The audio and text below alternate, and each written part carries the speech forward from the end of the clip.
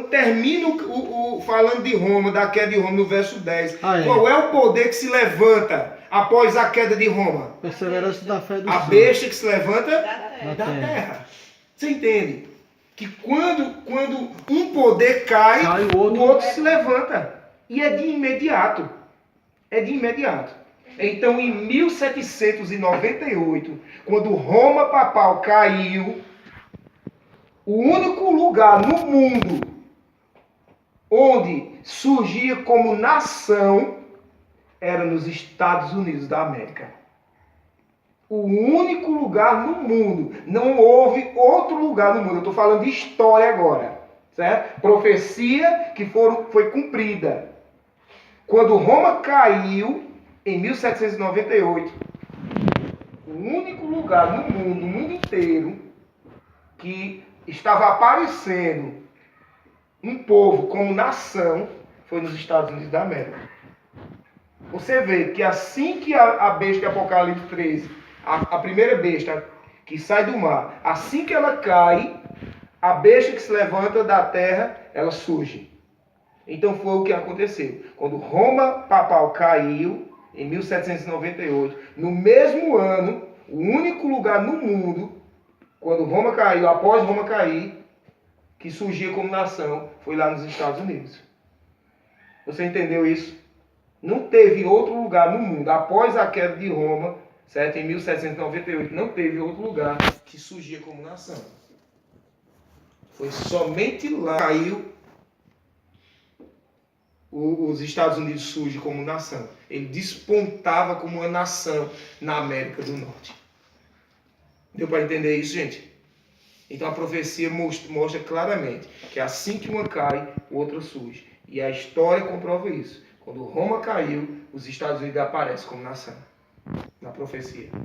No exato momento. Roma caiu, após a queda de Roma, os Estados Unidos aparecem como nação. Unidos, certo? Essa não é a única evidência de que os Estados Unidos é a segunda besta a que se levanta da terra. Essa não é a única evidência. Vamos ver mais. Então a primeira evidência é que ela foi a única nação, os Estados Unidos foi o único lugar no mundo que surgia como nação, após a queda de Roma. Ok?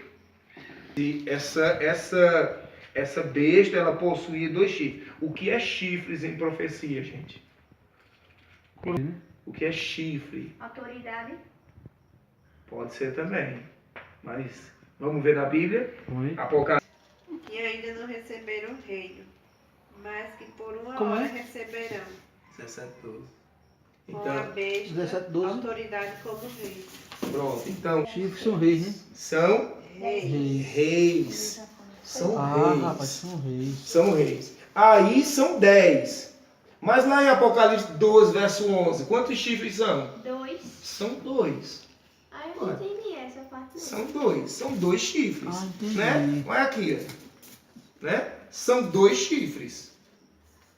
Ao contrário da primeira besta, quantos chifres tem a primeira besta? 10. 10. Mas essa segunda besta, ela tem 2 chifres. Certo? Veja. Então chifre significa o quê? Reis. Então seriam o quê? 2 reis. Certo? Pode ser, um rei. Rei, ele tem o quê? Poder, autoridade. Ele tem autoridade, ele tem o que mais? Ele tem um reino, né? Ele tem um reino. Ele governa alguma coisa. Certo? E aqui são dois reis que governam alguma coisa, que tem autoridade, que tem poder, como Eduardo falou. Certo? Então, esses chifres, certo? Só que aqui são esses 2 reis, ou 2 reinos, certo? São 2 autoridades, duas autoridades constituídas, 2 poderes, que eles governam alguma coisa. Os Estados Unidos da América, ele tem 2 formas de governo. 2 formas de governo. Quem sabe quais são as 2 formas de governo dos Estados Unidos? São 2 formas. É interessante, né? A besta do Apocalipse 13 tem 2 chifres. Os Estados Unidos têm 2 formas de governo. Sabe quais são as 2 formas de governo?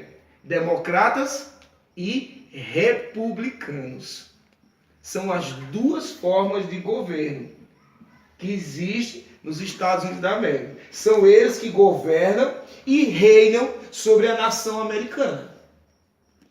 Democratas e republicanos. São eles que estabelecem as leis, é eles que estão ali lutando, né, pela o governo dos Estados Unidos. Esses dois poderes aí. Então, a gente pode entender claramente que esses dois chifres representam democratas e republicanos. Mas existe outra interpretação? Existe sim. Existe uma dupla interpretação, um duplo significado, certo? É justamente que esses dois chifres representam a liberdade civil e religiosa, certo? A separação entre a igreja e o Estado. Eu vou explicar para vocês. É que quando foi promulgada a Constituição Americana, foi redigida uma carta chamada Carta de Direitos, certo? Ela foi composta por 10 emendas. À Constituição. A primeira dessas emendas, ela declara o seguinte, eu vou ler aqui na íntegra o que diz a primeira emenda dessas 10 emendas, certo? Eu vou ler a primeira emenda, o que é que ela fala? Somente a primeira emenda que ela diz, certo? Dessa Carta de Direitos, que foi anexado à Constituição Americana. Essa primeira emenda diz assim, das 10, a primeira diz o seguinte, o Congresso americano, certo? Não fará nenhuma lei referente ao estabelecimento da religião, ou proibindo o livre exercício dela, ou restringindo a liberdade de expressão ou de impressão, ou o direito de as pessoas se reunirem pacificamente e de solicitarem ao governo a reparação de danos ou prejuízos. Ou seja, essa primeira emenda, certo, dessa Carta de Direitos, que foi anexado à Constituição Americana, ela diz que o governo, que o Congresso, não pode estabelecer nenhuma lei contra as religiões. O governo não pode assumir nenhuma religião. Certo? O governo não pode assumir nenhuma religião. O governo, por exemplo, ele não pode dizer que é católico, o governo não pode dizer que é da Assembleia de Deus, da Adventista, da Vida Nova, da Maranata, da Assembleia. Ele não tem nenhum envolvimento religioso. Não pode, certo? Porque ele tem que ser imparcial para todos. Ser amigo de tudo. Exato. Uhum. Por exemplo, recentemente o governador do Rio de Janeiro foi acusado pelas autoridades de favorecer a Igreja Universal. Porque a Igreja Universal é a igreja que ele congrega. Ele liberou o sambódromo lá no Rio de Janeiro. Ele estava ajudando de outras maneiras a Igreja Universal. Entendeu? Então, ele não pode fazer isso, porque ele tem que favorecer a todos. Certo? Ele tem que favorecer. Então, ele não pode ter uma religião. E aí, o que acontece? Os governantes não podem impor nenhuma lei. As pessoas têm o direito de assumir a religião que quiserem. Essa carta foi redigida. Dos 13, se eu não estou enganado, das 13 províncias que existiam lá nos Estados Unidos, das 13, certo? Quando a Constituição Americana foi promulgada, algumas não quiseram aceitar aquela Constituição por causa de que não havia nenhuma informação dessa separação dentro da Constituição Americana. Até que essa carta foi redigida. Quando essa carta foi redigida, certo? Como tipo um anexo à Constituição Americana, eles então apoiaram a Constituição. Por que essa questão dessa separação entre igreja e Estado? Porque os pais americanos, os que chegaram à terra ali, os pais peregrinos que chegaram àquela terra. Porque quando os pais peregrinos chegaram ali, eles vinham fugindo da perseguição que estava na Europa, da Igreja Católica. A Igreja Católica perseguiu o povo que estava lá na Europa. E aí os pais peregrinos fugiram de lá, pegaram um barco e fugiram lá e vieram e descobriram então a nova terra. Chegaram então na América. E quando chegaram não tinha ninguém, a não ser os índios. Mas não tinha nenhuma nação formada. Quando os pais peregrinos chegaram na América. Mesma coisa aqui no Brasil. Tinha alguma nação formada no Brasil? Só tinha os índios, né? Não tinha nenhuma nação formada. Então a mesma coisa, quando os pais peregrinos chegaram, só estavam os índios lá.